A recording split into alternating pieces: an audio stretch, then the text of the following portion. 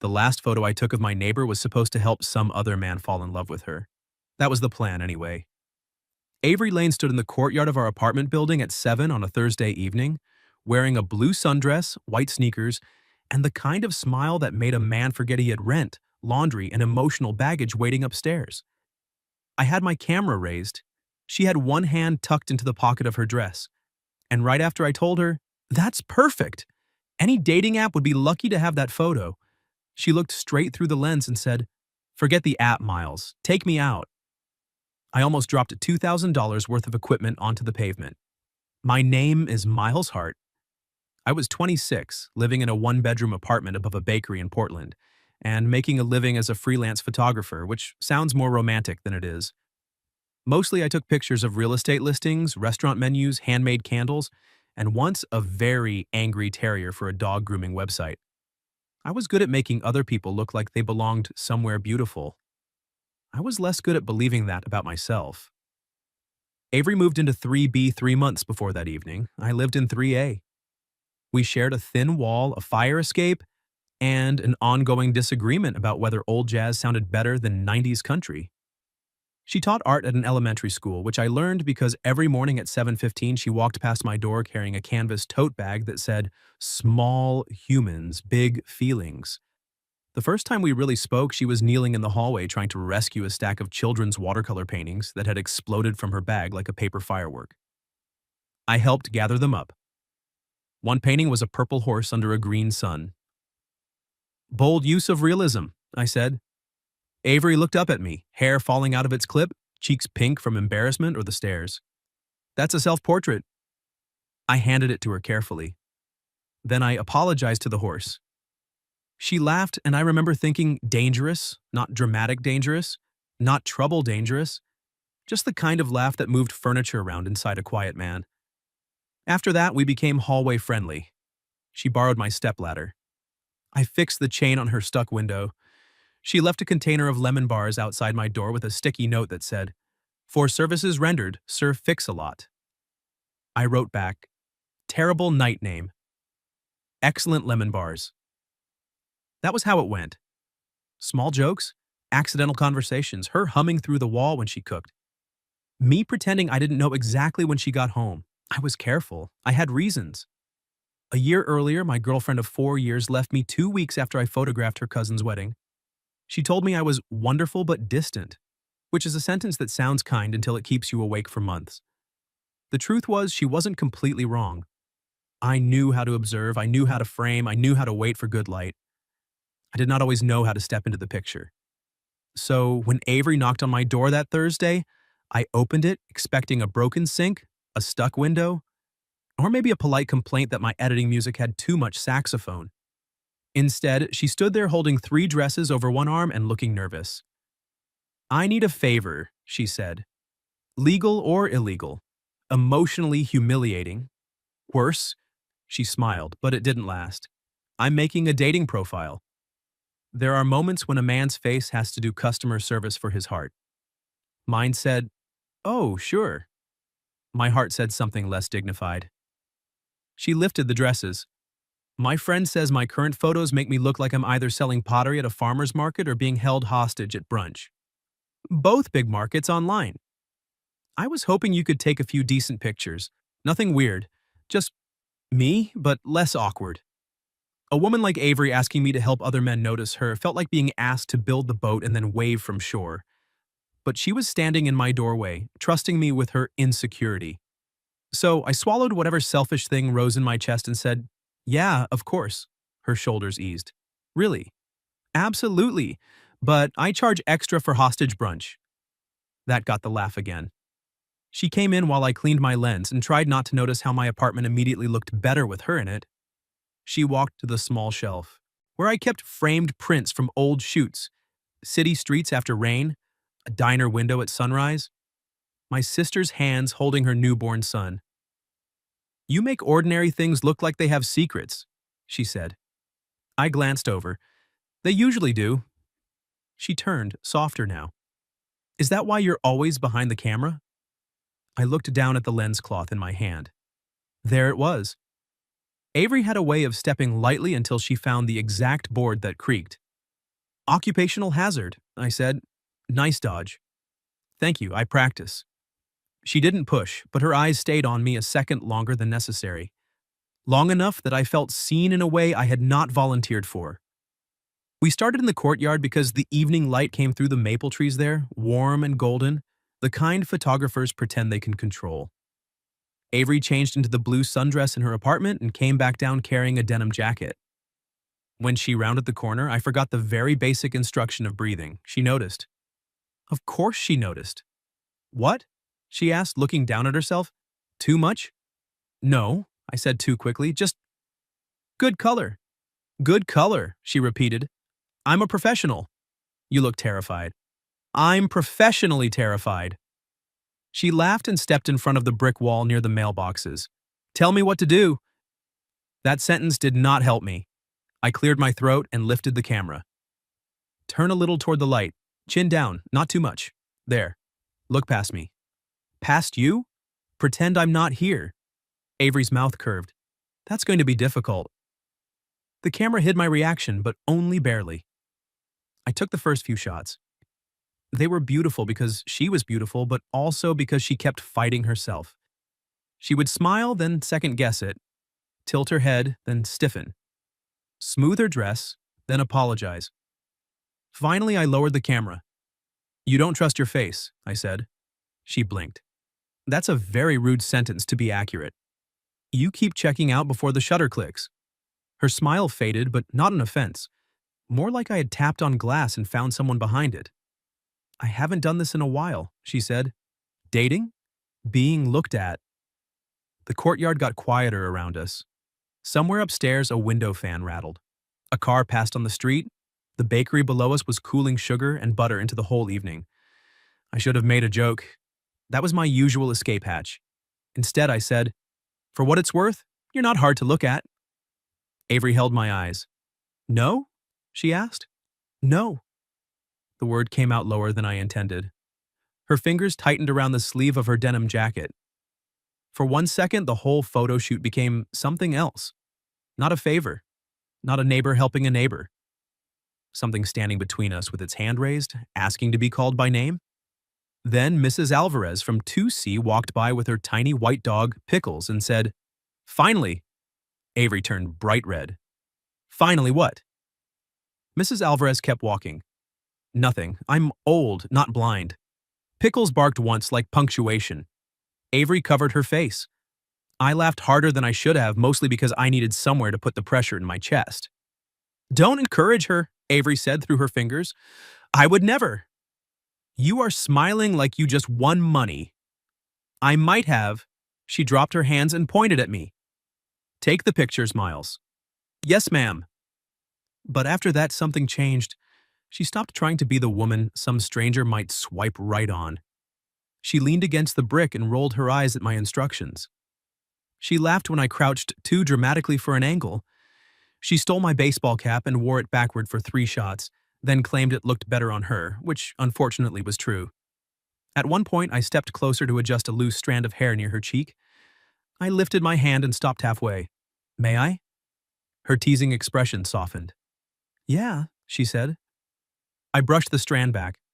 My fingers barely touched her skin, but she went still, and so did I. Up close, Avery had a tiny freckle just below her left eye. I had seen her in the hallway 100 times and somehow missed it. Got it? She whispered. I wasn't holding the camera up. No, I said. Her lips parted like she might answer, but I stepped back, before I did something reckless in the courtyard under Mrs. Alvarez's surveillance network. I raised the camera again. One more. Avery looked at me, not past me this time. Click. The photo appeared on the screen. It was not polished, not app perfect. Her hair was a little messy. My cap sat crooked on her head.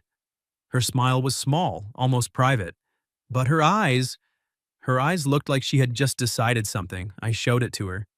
She stared for a long moment. That one. Yeah, that's me. It is. She looked up at me. Funny. I don't usually like pictures of myself. You were probably being photographed by people who wanted you to look like someone else. And what did you want? The question landed right in the center of me. I could have said something safe, something about light or composition or my professional standards. Instead, I took too long. Avery noticed that too. Her phone buzzed in her hand. She glanced down, then made a face. Friend checking on the profile? I asked. She turned the screen toward me. It was a text from someone named Kelly. Did your cute neighbor make you look irresistible yet? Or do I need to come over and slap both of you with common sense? I read it once. Then again, because apparently I enjoyed pain. Avery pulled the phone back slowly. For the record, Kelly has poor boundaries. She has vision. Avery's eyes lifted to mine. The courtyard felt smaller. The maple leaves shifted above us, scattering gold across her shoulders. My camera hung between us like the last excuse I had. She took one step closer. So, she said, her voice quieter now. Do I really need an app? I forgot every clever thing I had ever said in my life. Avery smiled, not nervous anymore. Forget the app, Miles, she said. Take me out. And before I could answer, her thumb hovered over the dating profile on her phone, right above the button that said Publish. There are graceful ways to respond when the woman you've been quietly wanting for months asks you out. I chose none of them. I stared at Avery's thumb hovering over the Publish button and said, Like now? Her eyebrows lifted. That depends. Do you need 6 to 8 weeks to process? No. 3 to 5 business days? No. A signed permission slip? Avery, she grinned. There he is. I reached over and gently took the phone from her hand. Her eyes tracked the movement, amused and bright. What are you doing? She asked. Saving the men of Portland from false hope. I exited the dating app without publishing anything and handed the phone back. Her smile softened into something that hit me harder than the teasing had. So that's a yes? That's a yes. Good. She slipped the phone into her jacket pocket. Because I was about 10 seconds from pretending I meant take me out as in assassinate me, and that would have ruined the mood. I would have known. Would you? I'm a professional observer. Avery leaned closer. Then observe this. I am starving, nervous, and very interested in seeing if you can talk to me without hiding behind that camera. I looked down. My camera was still hanging from my neck like a shield. I removed the strap and set the camera carefully into my bag. When I looked up, Avery was watching me with an expression I couldn't quite name. What? I asked. Nothing, she said. That just felt significant. It was. The honesty surprised both of us. For a second, all the noise of the courtyard thinned again. No Mrs. Alvarez, no pickles, no cars passing beyond the gate. Just Avery and me standing close enough that I could see the tiny fray at the shoulder seam of her denim jacket. Then she clapped her hands once. Okay, first date rules. We already have rules? I'm a teacher. I thrive within structure. Fine. What are the rules? 1, we do not call it hanging out like cowards. Agreed. 2, if this is terrible, we return to being normal neighbors and never speak of it. That sounds impossible. Because of my charm? Because Mrs. Alvarez is already building a scrapbook. Avery laughed. True. Rule 3, no pretending we don't know things about each other. I know you eat cereal for dinner when you're on deadlines. That was private. The walls are thin and you crunch loudly. You know I sing Dolly Parton when I grade papers. I have never complained.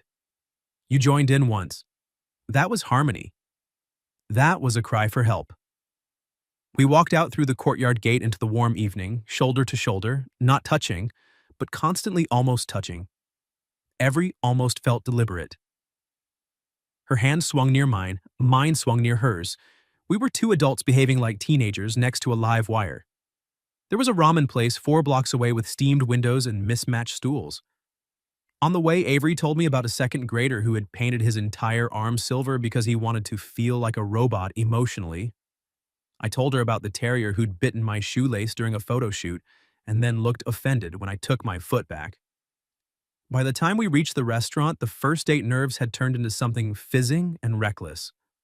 The place was packed, so we took the last 2 seats at the counter, close enough that our knees bumped when we sat. Sorry, I said. Avery bumped my knee again, on purpose. Don't start apologizing for proximity, Miles. It's a date. Proximity is implied. I turned to face the menu on the wall because smiling at her directly felt dangerous. You're very bossy. I prefer romantically efficient. That's not a thing. It is now. We ordered spicy miso ramen and split pork gyoza. When the bowls came, she tied her hair up with a band from her wrist, exposing the line of her neck. And I suddenly became fascinated by chopstick wrappers. She noticed. Again. You're blushing, she said. I'm near broth. Hot broth doesn't make people blush. You don't know my medical history. Avery leaned in until her shoulder brushed mine. Miles. I looked at her. She wasn't laughing now, though the smile still lingered at the corner of her mouth. I'm nervous too, she said. That did something to me. Lowered the room, made space. You don't seem nervous. I'm an elementary art teacher. I can give instructions while covered in glue and negotiating with a child wearing a bucket as a hat. It's a transferable skill. I laughed, but she kept looking at me. I almost didn't ask, she admitted. I stood outside your door for 5 minutes rehearsing the dating profile lie. It wasn't a lie. You had dresses. Props. You were really going to make a profile? She looked down at her bowl and stirred the noodles. Maybe, eventually. My friend kept telling me to get back out there, and I thought if I made myself do it, I'd stop. Stop what? Looking forward to hallway conversations.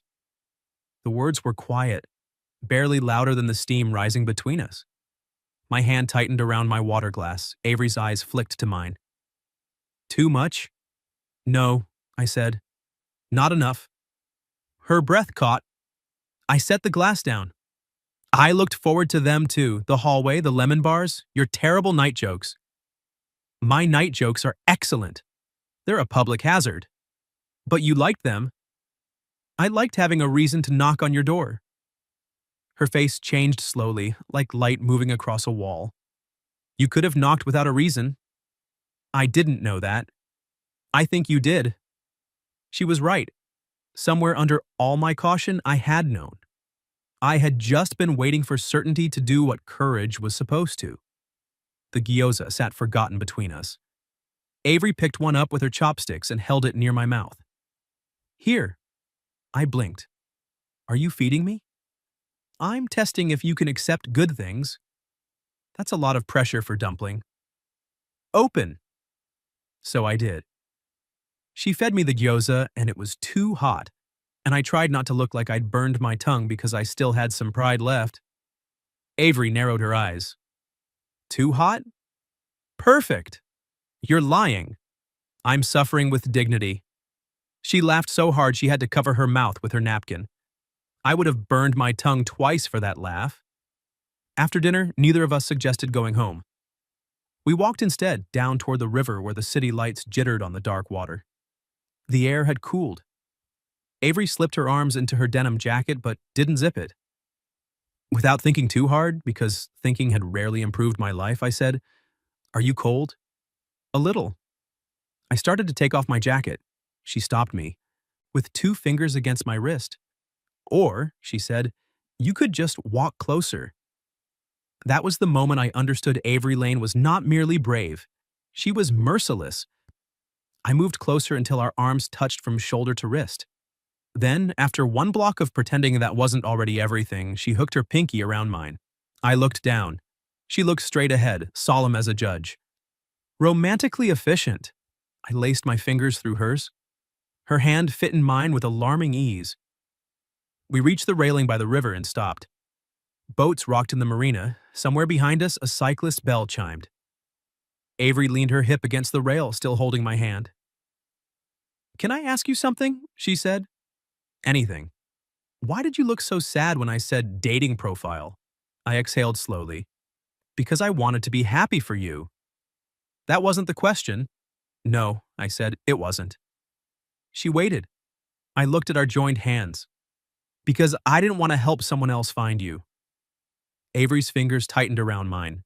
The admission hung there, terrifying and clean. I know that's not fair, I added. I had no claim. I didn't even ask you out, I just… Miles? I stopped. She stepped closer until the toes of her white sneakers nearly touched mine. I wasn't trying to be found by someone else, she said. I was trying to see if you'd finally look up. My chest went tight. I look at you all the time, I said. Her eyes softened. I know, but usually through something. A camera, a joke, a doorway. That one landed. The river moved below us, dark and restless.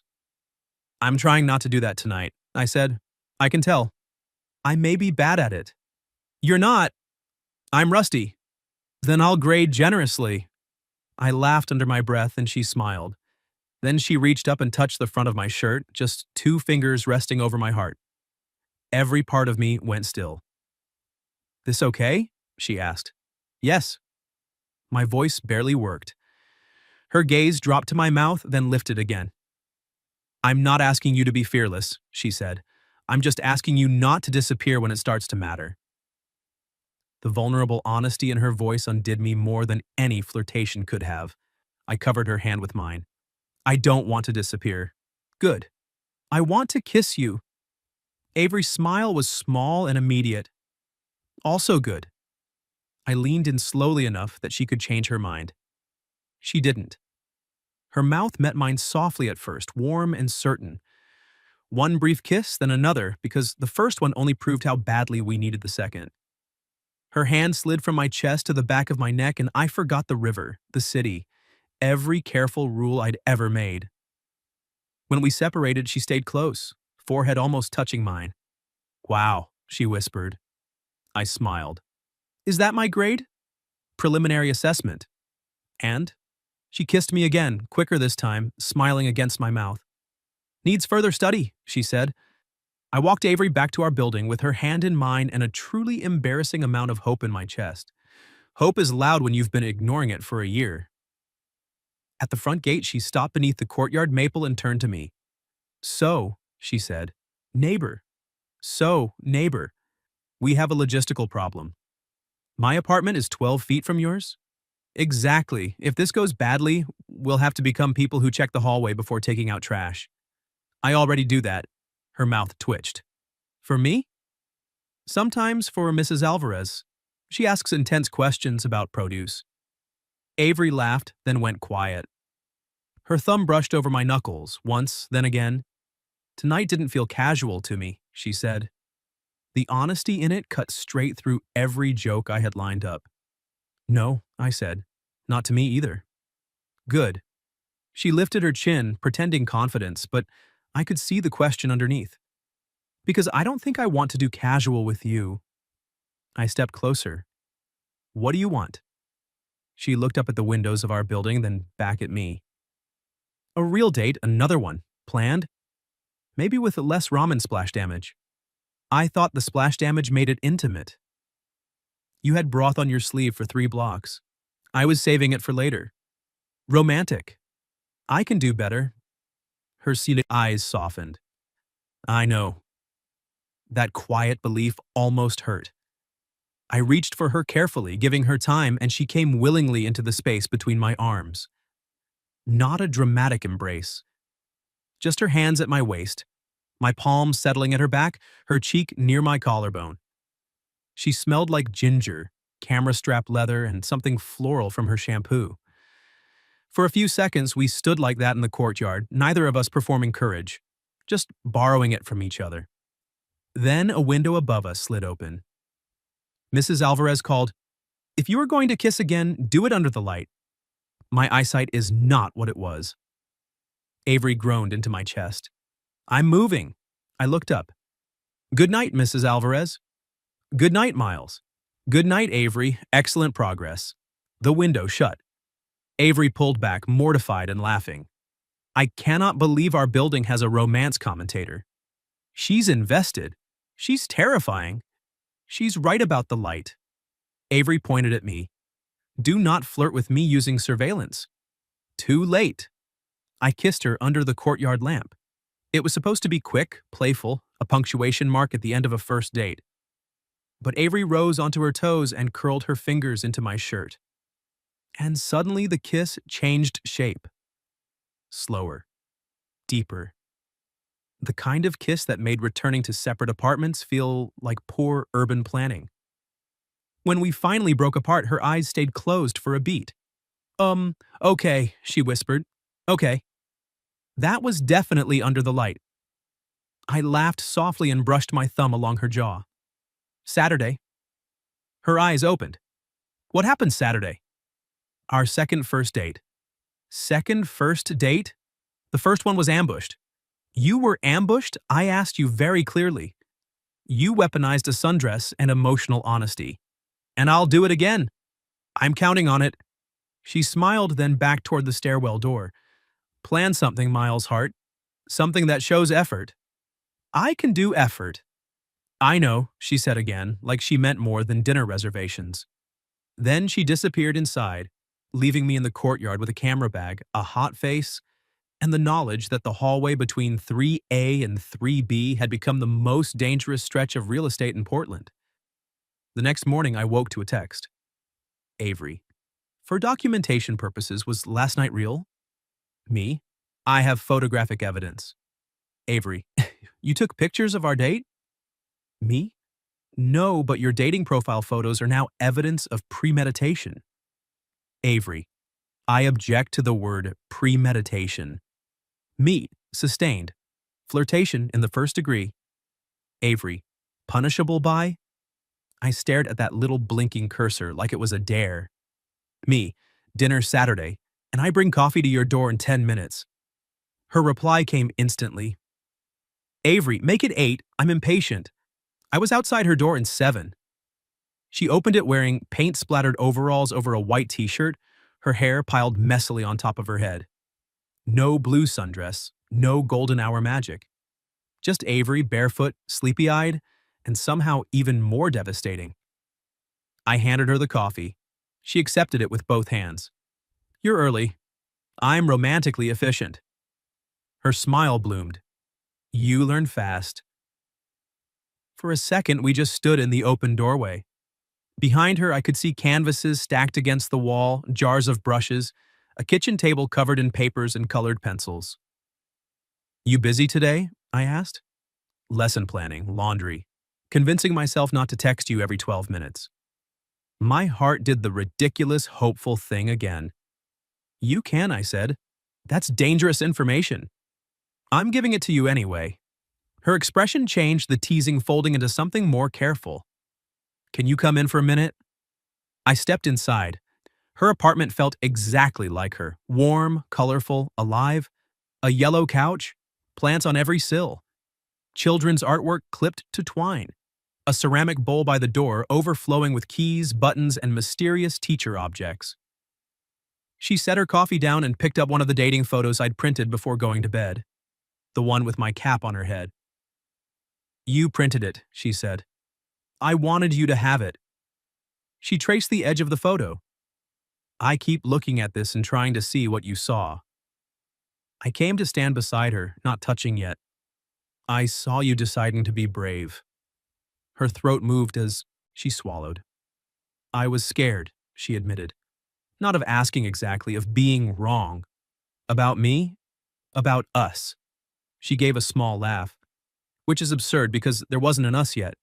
There was a hallway us, a lemon bar us, a stuck window us, a secret harmony us. I smiled. That one was advanced. She turned toward me. My last relationship made me feel like I was always asking for too much. Too much attention, too much honesty, too much wanting to be chosen out loud. The confession settled between us, tender and sharp. I hated the unknown man who had taught her to shrink her needs. But I didn't say that. This wasn't about him. I set my coffee down and took her hand. I don't think wanting to be chosen is too much, I said. I think it's the point. Her eyes glistened, though she blinked the shine away quickly. Careful, that was a very good answer. It was also true. And what do you want? She asked. There it was again. Avery asking me to step into the frame. I want to not punish you for things someone else did, I said slowly. Or make you pay for the fact that I got left once. I want to try without keeping one foot out the door. Her fingers tightened around mine. That sounds like effort, she whispered. It is. Good. She stepped closer. I like effort. Then she kissed me in her paint-bright apartment, coffee cooling on the table. Saturday still 2 days away. This kiss was different from the ones by the river. Less surprise, more intention. Her hand slid up my arms, mine found her waist. She made a small sound when I drew her closer, and every responsible thought I owned fled the building. But I stopped before my self-control became a historical artifact, resting my forehead against hers. I should go, I said, not moving. You should. You have lesson planning. You're in the way of education. A national tragedy. She smiled against my mouth. Text me in 12 minutes? 11. I left because if I stayed, Saturday would become irrelevant, and I wanted to do this right. For her. For me. For whatever fragile, bright thing had started between our doors. Back in my apartment, my phone buzzed before I had even taken off my shoes. Avery, I miss you. This is inconvenient. I leaned against my closed door, grinning like an idiot. Me. Hallway us is evolving. Avery. Into what? I looked at the wall we shared, imagining her on the other side. Me, I'm hoping something real. By Saturday afternoon, I had planned 3 dates, rejected all of them, and cleaned my apartment like Avery might grade me on baseboards. At 5, my sister called. Why did Mom text me that you're courting someone? Sloan asked. I made the mistake of telling her I had plans. With a woman? With a human. So, yes. I heard her smile through the phone. Who is she? My neighbor. There was a pause. The lemon bar one? She has a name. Oh my gosh, the lemon bar one. I looked toward the wall between our apartments. Avery. You sound weird. I do not. You sound like someone opened a window in your chest. That shut me up. Sloan softened. You like her. Yeah, I said. I really do. Then don't do your disappearing thing. I'm trying not to. Try louder. After we hung up, I stood in front of my mirror and changed shirts twice, which was 2 times more than my usual number. At 6 exactly, I knocked on Avery's door. She opened it in a green wrap dress and gold earrings shaped like tiny suns. I forgot the speech I had prepared. Avery tilted her head. Did I break you? Yes. Good start. You look, I exhaled, like I'm underdressed for my own plan. Her eyes swept over me slow enough to warm my skin. You look like trouble in a clean shirt. I ironed. I can tell. It's making me emotional. I offered my arm. Ready? She slipped her hand into the crook of my elbow. Lead on, Sir Fix-a-Lot. The plan was simple. The Saturday farmers market at closing time, then a picnic in the rose garden with takeout from the bakery downstairs. Not flashy, not impressive in a suit and reservation way, but Avery had asked for effort and I had paid attention. At the market, she stopped at every flower stall like she was greeting old friends. She knew the names of colors most people lumped under pink: coral blush, dusty rose, peony mouth. That's not a color, I said. It absolutely is. Peony mouth sounds like a medical condition. It sounds like romance. You and I define romance differently. She looked at my hand, then deliberately laced her fingers through mine. Do we? I lost the argument immediately. We bought strawberries, a small loaf of rosemary bread, and a bunch of orange ranunculus because Avery said they looked dramatically cheerful, which somehow made sense when she said it. While she inspected a table of handmade mugs, I took my camera from my bag. Her head turned instantly. Are you hiding again? I lowered it. Maybe a little. She didn't scold. She just stepped closer and touched the lens cap with one finger. You can take pictures, she said. I like seeing what you see. Just don't leave me alone out here while you do it. The words were gentle, but they landed deep. I put the camera strap around my wrist instead of my neck. Deal! Then I lifted it and took a photo of our hands together over a basket of strawberries. Avery leaned her cheek against my shoulder to look at the screen. That's disgustingly cute. I can delete it. You will do no such thing. At the rose garden, I spread a blanket beneath a tree while she held the flowers and issued unhelpful commentary. Left corner crooked. It's a blanket, not a bridge. I'm simply advocating for picnic excellence. You're drunk on ranunculus. I can quit whenever I want. We ate roast chicken sandwiches from the bakery, strawberries from the carton, and lemon bars she accused me of buying as emotional manipulation. Is it working? I asked. She took a bite, eyes closing. Unfortunately. The evening light softened around us. Families drifted toward the exits. Somewhere nearby, a kid laughed like a wind chime. Avery sat close enough that her knee pressed against mine, warm through the fabric of my jeans. This is a very good date, she said. Relief moved through me so hard I almost laughed. Yeah? Miles, you brought me to Flowers, fed me carbs, and did not once make me fill out a questionnaire about my ideal partner. I considered flashcards. I would have left. No, you wouldn't. She smiled. No, I wouldn't. I reached into my bag and pulled out a small envelope. Her expression shifted. What is that? Not a ring. Miles. It's not. I'm anxious, not insane. She laughed, but her fingers trembled slightly when she opened it. Inside were 3 printed photos. Avery in my baseball cap, smiling like she had a secret. Our hands above the strawberries, and one I had taken that morning from my apartment window. Her yellow curtains glowing with sunrise, a mug visible on her sill, one of her plants leaning toward the glass. She stared at the last one longest. I know it's not a picture of you, I said, but it felt like you. Warm window, evidence of life. Her eyes shone. You really do pay attention. To you? Yeah. The words came out plain, no joke to soften them. Avery looked up. That scares me a little. Being noticed? Being noticed and believed. She smoothed her thumb over the edge of the photo. It makes me want things. What things? Her gaze held mine. More mornings, more grocery runs where we buy unnecessary strawberries, more kisses in inconvenient locations. My chest tightened with wanting. I can offer inconvenient locations. Excellent. And mornings. Her lips parted. I took her hand. Not as a line, I'd like to keep choosing you past the part where it's easy and new. For a moment, Avery didn't move. Then she leaned forward and kissed me. It was not a shy kiss. It was a yes pressed warm against my mouth. She pushed me gently back until my shoulder met the tree, and I laughed into the kiss because happiness had nowhere else to go. When she pulled away, she stayed half in my lap, cheeks flushed, eyes bright. I have a confession, she said.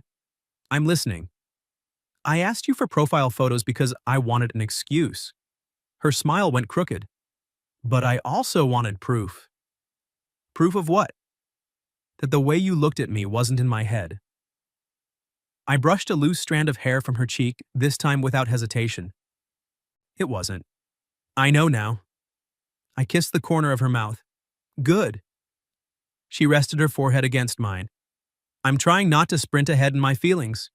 How's that going? Poorly. Same. Her laugh shook softly through both of us. We stayed until the sky turned lavender and the lamps flickered on along the paths. I took exactly 4 more pictures, all with permission, all without stepping away from her. Avery stole my jacket when the temperature dropped, then claimed she looked better in it. She did. On the walk home, she tucked her hand into my back pocket like she'd done it 100 times. The casual possession of it nearly ended me. At our building, the hallway was empty for once. No Mrs. Alvarez, no Pickles, no witnesses. Just the 2 of us outside our doors. Avery leaned against 3B, still wearing my jacket, flowers tucked under one arm. This is the part where one of us says goodnight very responsibly. Is it? That depends on how responsible you feel. Currently? Not very. Her smile flickered, then softened into nerves. Do you want to come in? The question held more than invitation. It held trust, choice, the fragile next step of something real. I wanted to say yes so badly my body answered, before my brain did, one step forward. Then I stopped. Avery noticed. Of course she did. Her smile faded by a degree. Too fast? No. I reached for her hand. Not because I don't want to. Then why? Because I didn't want the night to become proof that I could desire her without knowing how to stay. Because I wanted her to wake up tomorrow sure I hadn't mistaken chemistry for courage. I squeezed her fingers. Because when I come in, I don't want any part of you wondering if this is all I was waiting for. Her face changed. Oh, she whispered, I want to. Avery, believe me, I want to. I stepped close enough that she could feel exactly how much restraint was costing me. But I also want breakfast, and Tuesday, and your texts during staff meetings. I want the whole thing. Her eyes glistened. Then she laughed once, shaky and sweet. That was either incredibly romantic or deeply unfair. Can it be both? Yes. She pulled me down by the front of my shirt and kissed me until my good intentions began filing formal complaints. When she finally let me go, she handed back my jacket. Go home, Miles. You sure? No. She opened her door, smiling. That's why you need to do it quickly. I backed toward my apartment. Breakfast tomorrow? 8. Romantically efficient? Extremely. I let myself into 3A with my heart pounding. 10 seconds later, my phone buzzed. Avery, for the record, I want the whole thing too. I stood in my dark apartment, smiling at the wall between us. Me. Good. Then I'm not going anywhere. Sunday morning, I woke before my alarm.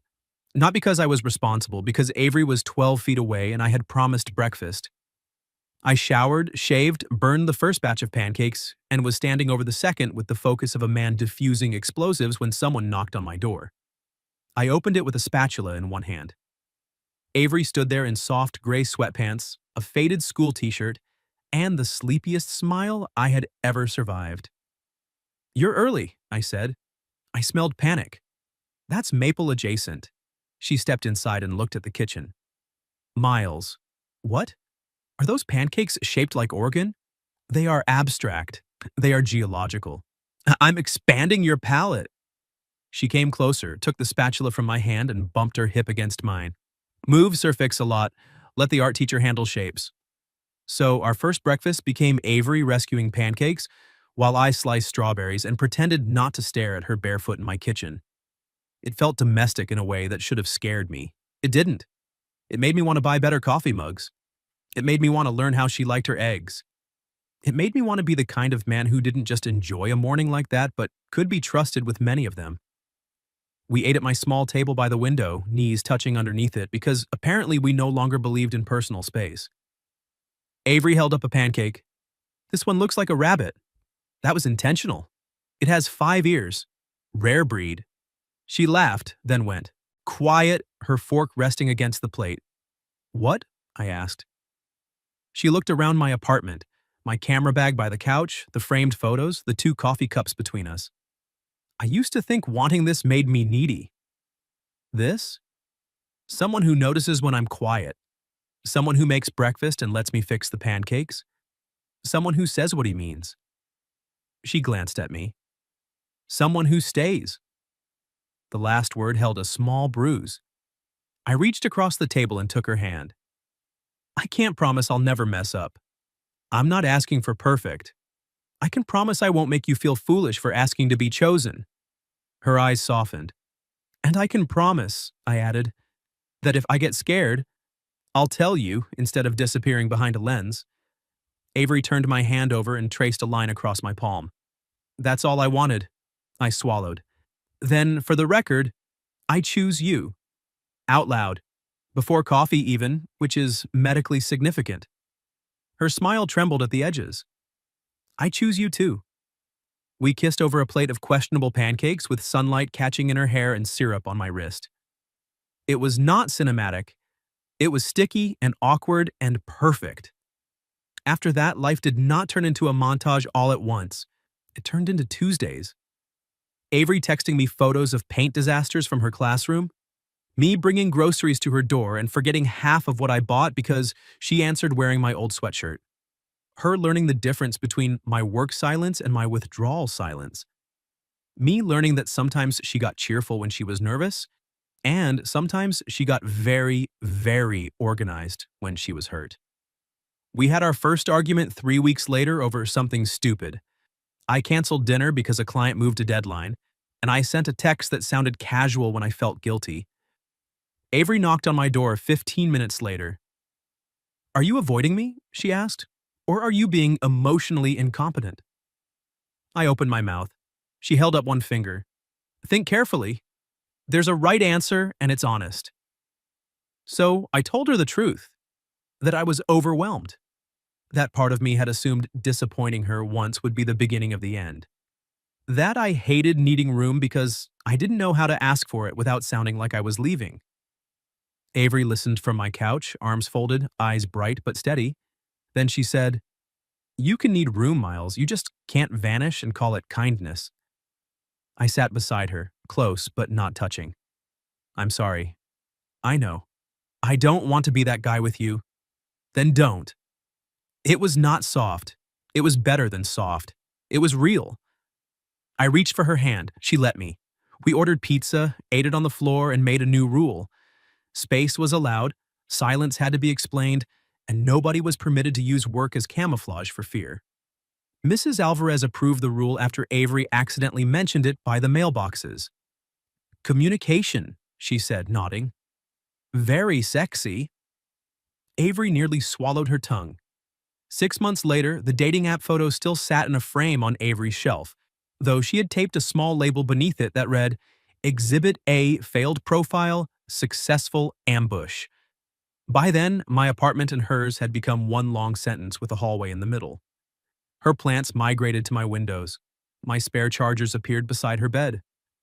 We had dinner with my sister, who hugged Avery and whispered, "Thank God," like I had been a group project everyone was tired of carrying. Avery's friend Kelly took full credit for us despite contributing only one threatening text, and I kept taking pictures, not to hide, to remember. Avery asleep on my couch with one hand tucked under her cheek. Avery dancing in socks while stirring soup. Avery laughing in the courtyard while Pickles tried to attack a fallen leaf. Sometimes she took the camera from me and turned it around. The first photo she took of me was terrible. I was squinting, mid-protest, hair a mess. "I love it," she said. "I look confused." "You often are. That's hurtful?" "That's documentary photography."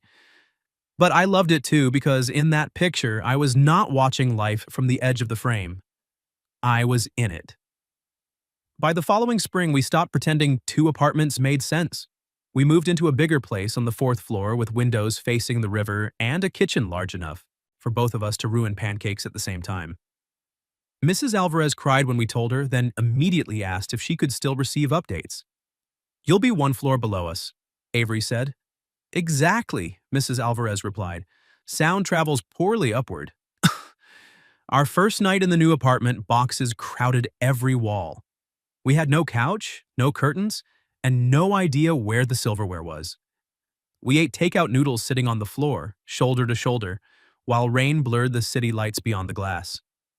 Avery leaned her head against my shoulder. "Do you ever think about that night in the courtyard? The photo shoot? The ambush?" I smiled. "Every day." I almost chickened out. "I'm glad you didn't." She lifted her head and looked at me. "You would have let me publish the profile, wouldn't you?" I thought about the man I'd been, hiding behind the camera, trying to be noble because he was afraid to be brave. "Maybe," I said, "but I would have regretted it for the rest of my life." Avery took my face in her hands. "Good thing I'm romantically efficient. The most efficient." She kissed me then, in our half-unpacked apartment, rain tapping the windows, orange ranunculus from the market drying in a jar on the sill. My camera sat on a box nearby, but I didn't reach for it. Some moments don't need to be captured to last. Some moments become the place you live. And that's how the last photo I took for Avery's dating app became the first picture of our life together. What would you have done if your neighbor asked you to take dating app photos, then suddenly smiled and asked you to take them out instead? Have you ever had a friendship, neighbor, or almost relationship turn into something more? Tell your story in the comments. And for those who'd like to be a little closer to us, we've opened memberships where you'll get shorter exclusive stories every week with no ads. If you like this one, leave a like, subscribe, and I'll see you in the next video.